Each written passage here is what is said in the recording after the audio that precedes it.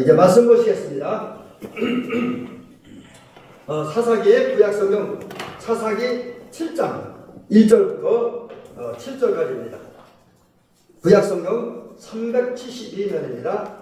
372면 구약성경 사사기 7장 1절부터 7절까지를 봉독하도록 하겠습니다. 다 찾으셨나요? 네. 아멘. 자, 그러면 제가 천천히 봉독을 해드리도록 하겠습니다.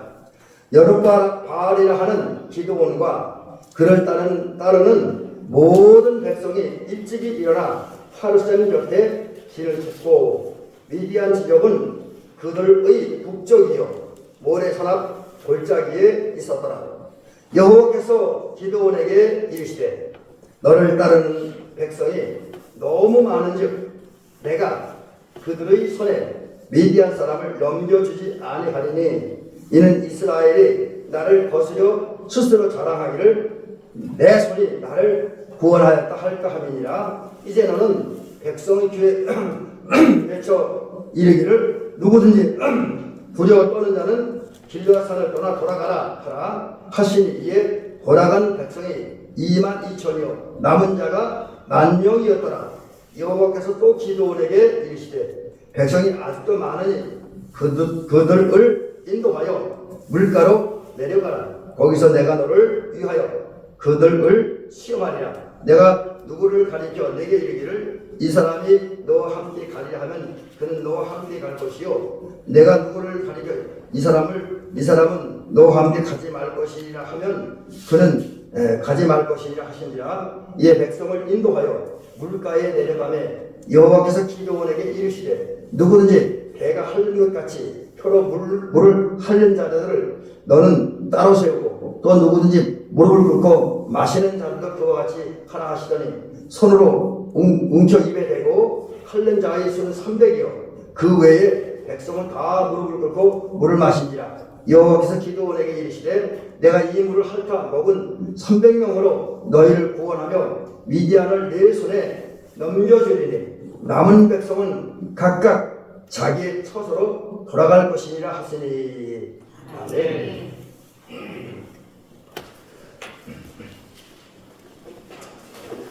오늘 우리 성도님들과 함께 저도 함께 오늘 이제 사사기 7장 1절부터 18절 또 이제 좀 내용상으로는 사사기 6장 이번 7장을 통해서 선발될 자와 탈락할 자 제목 살벌합니다. 선발될 자와 탈락할 자 이런 제목으로 말씀드립니다. 이게 굉장히 중요하면서도 양면성이 있는 말씀입니다. 그러니까 이제 쉽게 얘기하면 오늘 이렇게 한 자리에 우리가 하나님 앞에 예배드릴 수 있지만 어떤 사람은 하나님의 일꾼으로 선발되지만 어떤 사람은 하나님의 일꾼 심지어 하나님의 은혜와 복을 주시는 대상에도 탈락할 수가 있습니다. 이것이 굉장히 살벌하고 또 아주 경고가 되는 말씀인데 여러분 오늘 듣고 은혜 받은 다음에 제가 오늘 기도 속에서 몇 번 이렇게 기도해 드렸는데 그와 같이 300명의 기도원 용사와 같이 하나님 쓰신 소수의 그리스도인 소수의 정예 부대로 선발되시고 기도원의 300용사가 크게 쓰임받고 복받는 성도 되시기를 주의 이름으로 축원합니다. 다 실수가 대답이 오는 거 보니까 좋습니다. 어쨌든 사람에게는 종교성이 있습니다. 어떤 사람은 자기는 무신론자라고 하면서 종교성을 가진 걸 부인하지만 사람의 기본적 힘성이 종교성이 있어요. 왜 종교성이 있냐면 우리 창세기 1장에 있는 대로 하나님에 의해서 사람은 하나님 형상을 가진 그런 존재로 창조되었습니다. 그게 자연스럽게 종교성이 있는 거예요. 이런 인간은 평상시에는 삶이 편안하고 안정되고 자기가 원하는 일들이 이루어질 때 그래서 제가 원고에는 뭐라고 하면 자기 욕구나 욕망이 충족될 때는 하나님 별로 안 찾아요. 특별히 많은 세상 사람들은 하나님을 별로 찾지 않습니다. 심지어 하나님을 떠나기도 합니다. 또 하나님 없어도 내 삶에는 아무런 상관이 없다. 오히려 누군가는 얘기를 교회 나가다 교회 안 나가는 게 더 편하다 이렇게 생각하기도 하고 말하기도 하면서 살아갑니다. 그러나 상황이 바뀌면 달라지죠. 상황이 바뀌면 달라집니다. 뭐 하루 이틀이야 뭐 그렇게 영향이 없겠지만 어려움과 고난이 계속 끼워지고 그 어려움과 고난의 강도가 점점 세져서 견디기 힘들면 그때는 종교성 있기에 우리는 하나님을 찾고 일반인들은 그냥 그들이 말하는 무언가 어떤 신을 찾기도 하면서 이 자연인들은 하나님을 찾고 부처님을 찾고 알라신을 찾고 뭐 달신을 찾고 별거 다 찾죠. 종교성이 있기 때문에 그렇습니다. 실제로 이스라엘 역사를 보니까 성경을 보니까 이런 이야기가 있습니다. 이스라엘 역사를 보면 사사시대가 있습니다. 사사기를 읽어보면서 그 사사들이 활약한 연대를 포함하면 한 300몇 년 정도 됩니다. 320년 정도 되는 걸 제가 기억하는데, 그러나 실제로 역사를 보면 사사시대는 한 100여 년 정도가 돼요. 왜 이런 현상이 있냐면 사사 중에 어떤 사사는 이스라엘 전체를 다스리고 헌신했던 그런 사사들이 있지만 어떤 사사들은 한 지역, 한 마을에서만 사역한 그런 사사들도 있습니다. 그래서 그런 이제 실제 그 사사기에 나타난 연대와 사사들이 활동했던 연대의 차이가 있습니다. 근데 그런 사사 중에 드보라라고 하는 여자 사사가 있었어요. 드보라. 근데 이때에 드보라가 물론 다른 사람 도움을 받았지만 나라를 위기에서 구합니다. 그리고 나라를 구한 다음에 신앙으로 나라를 잘 다스렸어요. 백성을 잘 이끌었고 또 이제 그러다 보니까 좋은 성과가 나타났습니다. 그리고 좋은 성과가 나타나므로 나라가 안정되어지고 드보라 시대에 비록 왕국은 이루어지지 않았지만 경제적으로도 괜찮았다 그래요. 성서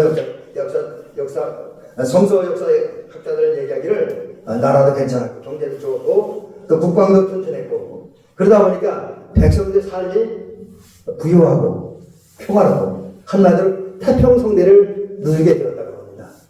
근데 문제는 사사 드보라가 영원히 사는 게 아니라 죽었습니다. 그래서 드보라가 죽고 나니까 이스라엘의 지도자가 없습니다. 신앙적 지도자, 정치적 지도자가 없습니다. 그러다 보니 어느 순간부터 백성들은 하나님을 떠납니다. 가나안의 향락 문화의 영향을 받아서 이방신 우상 숭배에 나오는 각종 우상을 숭배하고 거기서는 향락과 쾌락을 쫓아 살아갑니다. 또 자기 욕망 성취를 위해서 불의와 불법을 서슴없이 행합니다. 그러자 하나님께서는 이스라엘을 징계하셨어요. 그 이스라엘 징계하심으로 어떤 현상이 있었냐면 하나님은 이스라엘 징계할 때 이스라엘이라고 하는 한 나라를 미디안이라는 나라에 넘기셨어요. 미디안 손에. 그러자 이제 미디안과 이스라엘 족속이 전쟁을 했는데 그때는 드보라 기드온이 사사로 등장하기 전입니다. 그래서 이 지도자가 없는 상태이다 보니까 이스라엘이 전쟁에 그치고 미디안에게 나라를 빼앗깁니다. 미디안의 지배를 받아요. 근데 이스라엘 이제 정복한 미디안은 특별히 이스라엘 백성들이 복식을 거둘 때가 되면 이제 아말렉이라든지 또 동방 사람들과 연합해서 미디안 이스라엘에 올라왔고요. 토지 소산을 다 빼앗아갑니다. 우양을 다 뺏어갑니다. 그래서 이스라엘 사람들은 이제 먹고 살기 힘든 경제적으로 심한 고통을 당합니다. 특별히 미디안 족속은 아주 이스라엘 땅을 멸하려고 여러 가지 이제 그 국토를 초토화시키는 그런 정책을 무려 7년 동안 펼쳐갑니다. 그러다 이스라엘 사람들은 너무너무 힘들어요. 경제적으로 너무너무 어려워졌습니다. 그렇게 되니까 하나님께서 이스라엘 백성을 징계하십니다. 그게 바로 이스라엘 사람들 건지시는 거예요. 그래서 이 건지시는 과정에 되어진 일들을 가지고 오늘 말씀을 좀 살펴보려고 하는데 오늘 우선 징계당한 이스라엘 그리고 그 징계 때문에 고통당하고 고난당하고 어려운 이스라엘을 건지시는 하나님의 역사를 살펴보기 전에 오늘 우리도 한번 살펴봅니다. 뭘 살펴보려고 하냐면 하나님은 과거나 현재나 같은 하나님이죠. 그래서 이 하나님은 때로는 우리에게 은혜와 사랑을 베풀기도 하지만 반대로 그렇지 않은 때도 있다라고 하는 거지요.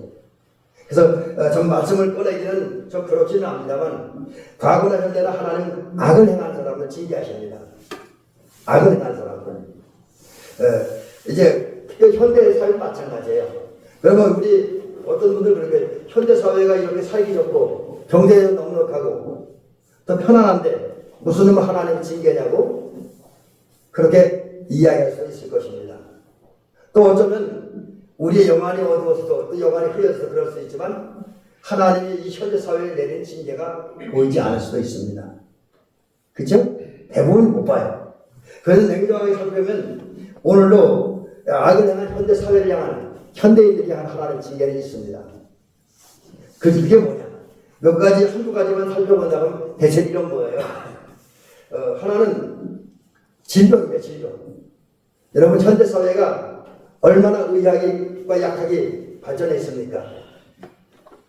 요즘은 수술을 해도, 예를 들어서 제가 옛날에 과거에 경험했지만, 무릎, 인대가 끊어져 인대 수술을 해도 과거에는 이 무릎을 다 이렇게 다 째고 수술했는데, 이제는 0.1mm짜리 관하는 수술하잖아요. 관절경 수술이라고. 또 뭐 그 외 여러 가지 수술이 어떤 맹장 수술 같은 건 얼마나 짧게 하고 간단하게 하는지 뭐 맹장 수술하고 누구는 그날에 퇴원도 한다고 그러잖아요. 그 정도로 의학이 발전해 있습니다. 네, 그러면 의학이 발달하고 약이 발달했으면 질병이 사라져야 되는데 오늘 질병이 얼마나 많이 있습니까?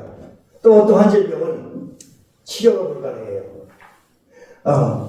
근데 어떻게 보면 무서운 질병인데도, 물론 그게 뭐 사람의 생명까지 위협하지 않지만 사람을 불편하게 하는 질병이 하나 있죠. 그게 뭡니까? 바로 비염이지, 비염. 비염은 의사들이 그래요, 완치가 없다고. 완치가 없대요. 그래서 저도 지금 비염약을 조금씩 먹고 있는데 완치가 없답니다. 그러니까 이게 뭐예요? 의학이 발달하는데 치료되지 않는 병이 있다는 거예요. 심지어 그 병 때문에 죽는 분도 있다라고 하는 거죠. 암 같은 게 그런 게 하나 아닙니까? 이런 거. 그러니까 의학이 발달하고 약학이 발달했음에도 불구하고 치료가 불가능한 병이 생긴다라고 하는 것도 또 다른 병도 자꾸 생기는 거예요. 이건 바로 악을 향한 현대 사회를 향한 하나님의 징계 중에 하나다. 이렇게 이야기할 수가 있습니다. 또 하나, 생태계 파괴도 무시할 수 없습니다. 생태계. 우리는 농촌에 살다 보니까 어쩌면 생태계 파괴를 심각하게 느끼지 않을 수도 있습니다. 그러나 심각합니다. 지금 저 북해에서는 얼음산이 녹아내리고 있습니다. 그게 어느 정도 지시를 지나치면 지구에 큰 재앙이 온다라고 이야기를 합니다. 또 우리나라도 최근에 나타난 현상들이 뭡니까? 이상 기온이 계속되고 있잖아요. 어떤 여름에 너무 덥고 겨울엔 너무 춥고, 아니면 어떤 겨울임에도 불구하고 여름 같은 가을 같은 이런 일들이 벌어지는 건 이상 기온이죠. 그 이상 기온이 나타나는 원인 중에 하나가 생태계가 파괴되어서 그렇다라고 하는 거지. 또 생태계 파괴가 되므로 우리 주변에 가면 옛날 우리 권사님 장로님에서 어렸을 때는 이 개울을 지나면서 개울에다가 손도 닦고 세수도 하고 물도 마셨을 것이라고 생각이 되거든요. 저도 과거에 많이 그랬으니까. 근데 지금 개울을 마음 먹고 마셨었으니까 못 마시잖아요. 생태계 파괴된 현상이라고 할 수가 있습니다. 또 이제 인간의 내면 세계에 들어와서 보면 그 인간 내면 세계에 발생하는 하나님의 징계가 있어요. 그게 뭐냐? 양심과 이성의 마비입니다. 양심과 이성의 마비. 하나님의 형상대로 창조되었기 때문에 인간에게 양심이 있어요. 이성이 있습니다. 잘한 것이 있으면 기쁘고 행복하고 잘못한 것이 있으면 양심의 가책을 느껴 두려워야 돼요. 근데 양심이 마비된 현대인들은 그게 없잖아요. 그래서 오늘날 우리 집에 보면 어떤 사람은 분명히 윤리적으로 도덕적으로 큰 잘못을 범했는데 뻔뻔스럽게 살아가는 그런 모습을 보잖아요. 이게 징계받은 현대인의 모습이죠. 특별히 신앙적인 면에서 보면 양심과 이성이 마비됐기 때문에 많은 사람들이 생명의 말씀, 은혜의 말씀인 하나님의 말씀을 읽기를 거부하고 듣기를 거부하고 그걸 싫어합니다. 하나님 앞에 은혜 받으면 영광 돌리는 가장 복제자는 예배의 자리에 나오기를 거절하고 예배드리기 싫어하고 예배드리지 않습니다. 또 기도하지 않고 찬양드리지 않고 감사하지 않습니다. 그러면서도 하나님 앞에 두렵고 떨리는 마음도 없고 부끄러운 마음도 없습니다. 이게 하나님의 징계. 왜 하나님의 징계라고 하냐면 그런 것을 가지고 성경에 보니까 그 양심에 화인 맞은 자다 이렇게 이야기합니다. 양심에 화인 맞은 자. 양심에 화인 맞았다는 것은 양심이 마비되고 감각이 분해서 큰 죄를 지어도 죄라는 걸 느끼지 못하고 아무 두려움도 느끼지 않는 것을 말합니다. 근데 이 정도가 되면 이건 하나님의 외면당하고 하나님의 버림받았다는 거예요. 심각한 문제이죠. 근데 현대 사회가 악을 행하고 하나님 징계를 받다 보니까 그런 상황에 이르고 또 그런 상황 속에서 현대인들은 살아가고 있습니다. 많은 물론 다 그런 건 아닙니다. 개중에는 양심이 살아있고 이성이 살아있는 그래서 하나님의 징계가 아닌 하나님의 은혜 아래 머물고 있는 사람들이 있긴 합니다만 절대 다수의 사람들이 악을 행한 결과 하나님의 받은 징계 속에서 살아가고 있습니다. 그런데 아까 제가 처음에 말씀드린 것처럼 종교성이 많은 현대인들은 평상시에는 이렇게 악을 행하고 그 악을 행한 대가로 징계를 받으며 살고 있지만 별로 그것은 어려움이나 고난을 모릅니다. 하지만 하나님의 징계가 오래 계속되면 될수록 사람의 갈등, 번민, 고통은 커집니다. 괴롭습니다. 아픕니다. 그래서 그 아픔, 그 고통이 커지다 보면 견딜 수가 없어요. 그럴 때 사람들이 하는 일이 뭐냐면 하나님을 찾습니다. 하나님께 기도합니다. 사사기를 보면 특별히 6장에 보니까 이스라엘 사람들이 하나님 앞에 악을 행했어요. 우상을 숭배했다는 얘기예요. 또 우상을 숭배하다 보니까 우상 문화에서 나온 여러 가지 쾌락과 향락을 쫓고 세상 욕망을 따라 살게 되어집니다. 그러다가 하나님의 징계를 받음으로 나라가 미디안에게 망하고 미디안에게 고통을 당하니까 하나님께 부르짖습니다. 부르짖었다는 말은 그냥 대충 얘기한 게 아니에요. 큰 소리로 외치다, 절규하다, 강청하다 뭐 이런 의미를 가지고 있습니다. 그 원어로 보니까 부르짖다라는 말이 자크라고 하는 말인데 히브리어로 이 말이 이제 부르짖다, 큰 소리로 외치다 뭐 이런 의미를 가지고 있습니다. 이 말대로 이스라엘 백성들은 미디안 족속에 의해서 고난이 계속 이어지니까 너무 어려우니까 먹고 살기가 힘들어지니까 하나님께 도움을 요청합니다. 근데 이런 현상들은 이스라엘 역사 속에서만 일어난 게 아니에요. 제가 지금 기억하는 거는 우리 현대 사회 속에서도 백성들이 어려움을 당하고 고난을 당하니까 하나님께 나왔습니다. 하나님 떠난 사람들이 하나님께 나왔고 기도하지 않던 사람들이 기도했다라고 하는 거예요. 그 중에 한 사건이 2001년 9월 11일에 발생한 9.11 테러 사건입니다. 그 이슬람 테러적인 알카에다에 속한 테러범들이 항공기를 납치했다고 합니다. 그리고 그 항공기를 이용해서 미국의 주요 건물들을 공격하면 이게 뭐예요? 항공기를 건물에 들이받잖아요. 그 사고로 인해서 죽은 사람만이 2,000명이 넘는다고 합니다. 부상당한 사람이 6,000명이 된다고 그럽니다. 미국인 중에서. 그렇게 되니까 그동안 원래 기독교 국가였던 미국이 하나님을 떠났었는데 많은 사람들이 하나님을 떠났는데 하나님을 떠났던 사람들이 교회로 옵니다. 그 하나님께 기도해요. 그래서 그 9.11 테러 사건 짓고 잠시 동안이긴 하지만 미국에는 교회가 부흥하기 시작합니다. 그 기도 운동이 활발하게 일어났었다고 합니다. 우리나라에서도 제가 기억하기로는 아마 1997년 그때 문민 정권 말기 때인데 우리나라가 경제적으로 어려워지니까 IMF의 지배를 받는 데가 있죠. 국제통화기금의 지배를 받습니다. 경제적인 지배를 받는 거예요. 우리 경제정책이 모두 IMF의 통제하에 이루어지는 때가 있었습니다. 그러다 보니까 기업들이 살기 위해서 많은 직원들, 많은 노동자들을 해고시켰습니다. 그래서 많은 직장인들이 직장을 잃었어요. 경제가 어려워집니다. 또 개인도 어려워지고 사회도 어려워집니다. 그러자 그동안 교회를 떠나던 많은 교인들이 다시 교회를 돌아옵니다. 예배드리기 시작합니다. 그리고 기도하기 시작합니다. 어떤 교회들은 평상시엔 새벽 기도를 안 하더니 IMF 사태가 오니까 새벽 기도를 시작으로 새벽에 참석하고 열심히 기도했다고 합니다. 그래서 목사님들 그 당시에 그랬다 그래요. 평상시에 새벽 기도 안 했던 사람들이 새벽 기도에 일어나면 가슴이 철렁 내려야 된대요.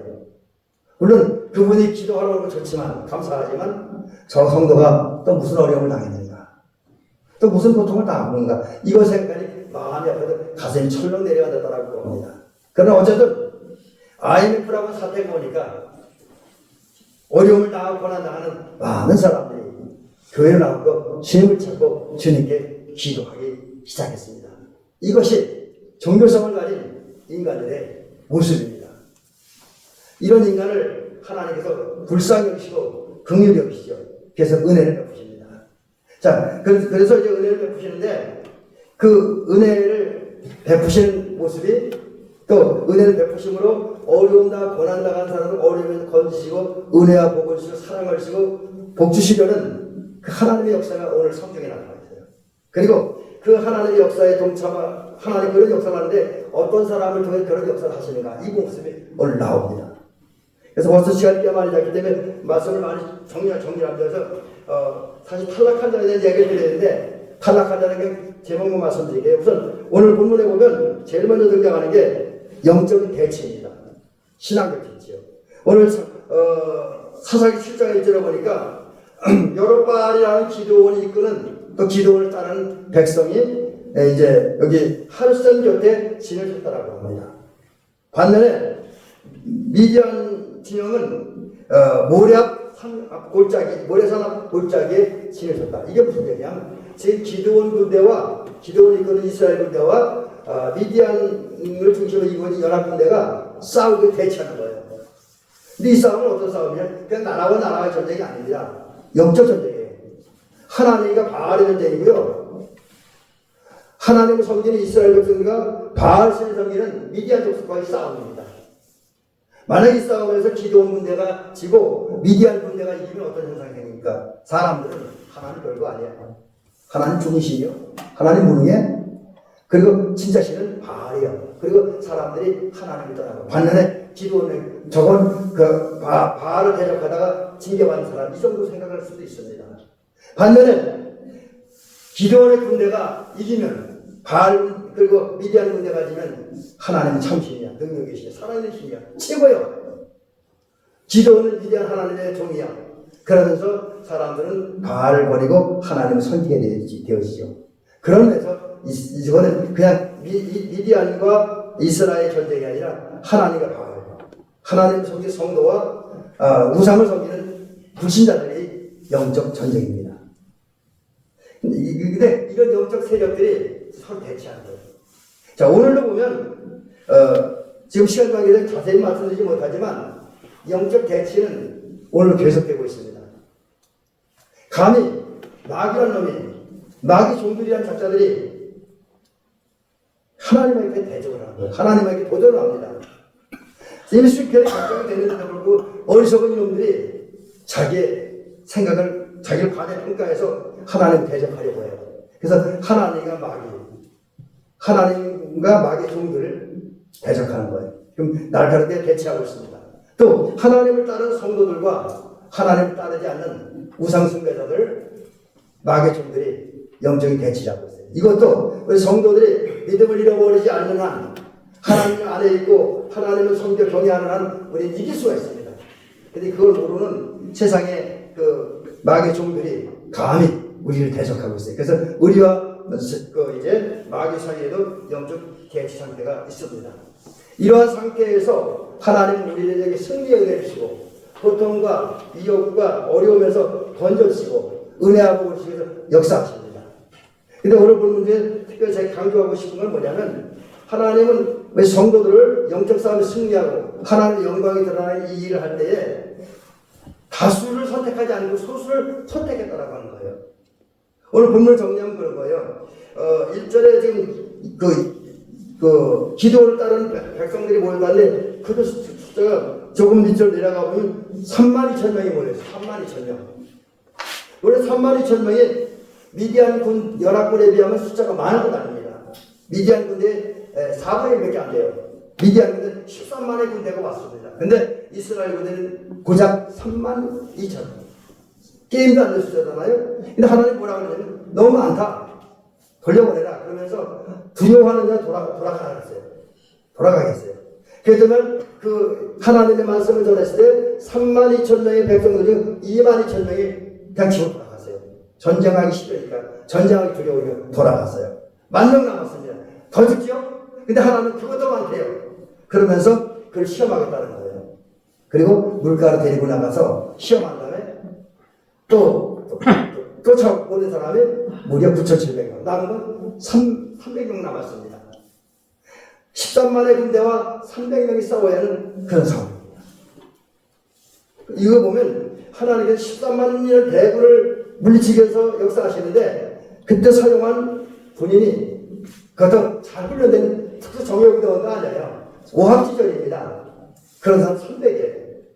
여러분 이게 뭘 얘기합니까? 하나님은 우리를 은혜를 주시고 우리를 구원하기 위해서 역사하는데 절대 다수의 많은 군인들이 아니라 하나님 앞에 헌신된 마음인 사람들, 하나님 위해 죽을 각오가 되어져 있는 사람들, 또 하나님 자기를 건져주시고 자기의 은혜와 복을 평강을 주시고 행복을 주신 하나님을 절대로 바라보고 그분의 주신 사명을 해서 죽을 각오하고 헌신하기 각오가 되고 그런 마음의 준비, 여러 가지 준비가 되어 있는 소수의 사람을 선택하시고 그것을 역사하신다고 하는 거죠. 여러분 오늘 이게 중요해요. 오늘 우리 교회들을 보면 우리 한국교회에 많은 성도들이 있지만 그분들이 하나님의 사명을 헌신한 건 아닙니다. 절대 다수는 그냥 교인들로서 교회 왔다 갔다 하는 것 정도지요. 소수의 성도들이 하나님 앞에 쓰임받고 있어요. 왜? 하나님은 오늘 준비된 그리고 준비된 상태에서 하나님을 헌신하려고 하는 그런 소수의 성도들이 역사하시기 때문입니다. 때문에 이제 이 말씀을 드리면서 우리 성도들에게 권면하는 것은 우리 대한민국 성도들은 하나님에 의해서 선택된 소수의 정예 부대원들이 될 수 있기를 주의는 간절히 부탁을 드립니다. 근데 오늘 본문에 보면 제가 길게 말씀 못하지만 두 종류의 사람들은 하나님 선택한 소수의 정예 부대에 탈락했어요. 누구? 두려워하는 자. 죽음을 두려워하고 전쟁하기를 두려워하고 다칠 것을 두려워하고 고통당할 것을 두려워하는 사람은 탈락했어요. 여러분 그렇습니다. 오늘도 하나님의 사명을 두려워하는 자, 사명을 위해서 헌신한 자, 또 사명을 위해서 헌신하다가 비난받고 조롱받고 욕먹고 손해보는 걸 두려워하는 사람, 또 고난당하는 걸 두려워하는 사람 하나님은 소수의 정예인데 은혜를 주시고 복 주시기 위해서 주시는 대상에서 제외시킨다는 하는 사실을 기억하시기 바랍니다. 그다음 두 번째는 누구를 이제 탈락시켜주냐? 이제 그 하나님의 시험에 불합격한 자. 그럼 그게 뭡니까? 물을 마실 때 오늘 본문에 그러니까 무릎을 꿇고 그냥 개처럼 물을 한칸 먹은 사람, 그냥 막 들이킨 사람들이죠. 근데 여러분 우리가 이런 컵이나 바가지에다가 물 떠먹어도 상관이 없지만 어디 지나가다가 목이 말아서 개울이나 아니면 깊은 옹다새 물을 마실 때 손을 떠서 이렇게 마시는 게 편합니까? 아니면 무릎을 꿇고 엎드려서 마시는 게 편합니까? 제가 시험해보니까 엎드려서 마시는 게 훨씬 편하더라고요. 근데 하나님 그것도 돌려보내요. 왜? 너희들은 하나님의 거룩한 영적 전쟁에 참여할 자격이 있다는 거예요. 군인의 자격이 있다. 왜? 그 사람들은 먹는 거, 갈증을 해결하는 그 욕구 갈증, 그 욕구 충족에 관심만 거기에만 집착하고 있다는 거예요. 싸울 준비가 절대 되지 않다. 때문에 만약에 그 물을 마시는 그때에 적군이 기습공격을 하면 다 죽을 수밖에 없다는 거예요. 또 전쟁을 그렇게 깊이 생각하고 있지 않고 자기 신분, 자기 할 일을 이겨버리고 있다. 그래서 타락시킨 거예요. 여러분 우리가 하나님의 사람으로서 하나님에 집중하지 않고 사명에 집중하지 않고 그 다음에 이제 내 편안함과 내 욕구 충족만 생각한다면 하나님 은혜 베푸신 소수의 대상에 지어진다는 사실을 기억하시기 바랍니다. 자 이제 오늘 말씀의 결론 부분인데 이게 조금 중요하지만 시간 때문에 좀 가능한 짧게 말씀드리도록 할게요. 그러면 하나님이 기드온같이 300명의 소수만을 선택할 수 쓰시는데 어떤 사람을 선택고 쓰시느냐. 첫째는 긴장한 사람, 긴장하는 사람. 긴장했다는 건 겁먹어 긴장한 게 아니라 싸우기 위해서 긴장하는 거예요. 다른 말로 정신 차리고 싸울 준비를 하고 있다는 거죠. 긴장했기 때문에 언제 어떤 상황이어도 신속하게 움직일 수 있습니다. 전쟁 상중에 어떤 상황이 발생하면 즉각적으로 대처할 수가 있습니다. 이 사람들은 육체의 욕망에 사로잡히지 않고 자기 할 일, 자기 사명에만 집중합니다. 하나님은 이러한 사람들을 소수의 정예의 부대원을 선발하셔서 쓰신다라고 하는 거죠. 이 사실을 기억하면서 우리 대한민국 성도님들은 이제 그 긴장해, 영적으로 깨어 긴장해 있는, 그래서 언제 하나님 부르시더라도 어떤 사명을 주시더라도 또 마귀가 세상에 도전해서 우리에게 어떤 상황이 발생한다 할지라도 즉 시각적으로 응답할 수 있는, 움직일 수 있는, 싸움에 임할 수 있는, 헌신할 수 있는 그런 마음의 준비, 기도의 준비, 실력의 준비를 해놓으시기를 주의 이름으로 간절히 부탁드립니다. 두 번째, 누굴 들었으냐? 좀 여러분들의 오해를 받을 수 있게 해서 좀 조심스럽게 합니다. 지도자의 명령에 순종한 사람. 오늘 사실 본문에 등장하지 않지만 그 사사기 7장 21절 이하에 보면 이 기도원의 300용사들은 어떻게든 험난한 전술이었지만 하나님의 명령을 받고 기도원을 세운 전술 전략에 그대 동의하고 순종합니다. 자기 생각이 안 맞을 수 있어요. 위험해 보일 수 있지만 그 전략에, 그 전술에 순종했어요. 그런데 승리합니다. 여러분 그렇습니다. 군인들은 아무리 개인이 뛰어나다 할지라도 개인적인 행동을 하는 군인들이 많은 부대는 전투에서 결코 승리할 수가 없습니다. 저 개인적으로 부족해요. 지휘관의 명령에 따라 일사불란하게 움직이는 군대가 강한 군대이고 전투에서 승리합니다. 그래서 야구 선수가 그전에 보면 그 감독 지시를 어겼다고 1년 동안 출전을 못한 프로야구 선수 있잖아요. 실력은 이렇게 감독 지시 어겼다고. 왜? 작전이 안 되거든요. 여러분 그렇습니다. 우리가 이제 우리를 건지시고 우리 은혜와 보시고 이 땅에 하나님의 나라를 확장하고 교회를 세우려면 하나님의 역사에 동참하려고 하나님이 세우신 영적 지도자에게 순종해야 됩니다. 그럼 영적 지도자가 뭐냐? 물론 가까이 눈앞에는 우리 교회에서 하나님의 일하는 하나님의 일꾼들을 의미할 수도 있습니다. 그러나 저는 그 진정한 우리 영적 지도자가 누구냐? 바로 예수 그리스도인 것을 믿으시기 바랍니다. 하나님입니다. 성령님입니다. 깊은 말씀 드리지 않습니다. 하나님 아버지 예수 그리스도 성령님이 우리 영적 지도자입니다.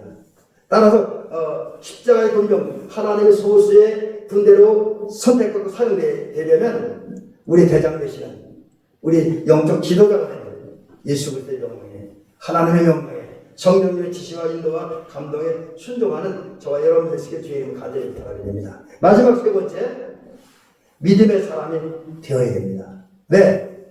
여러분 우리가 뭐를 하려면 용기가 필요하잖아요.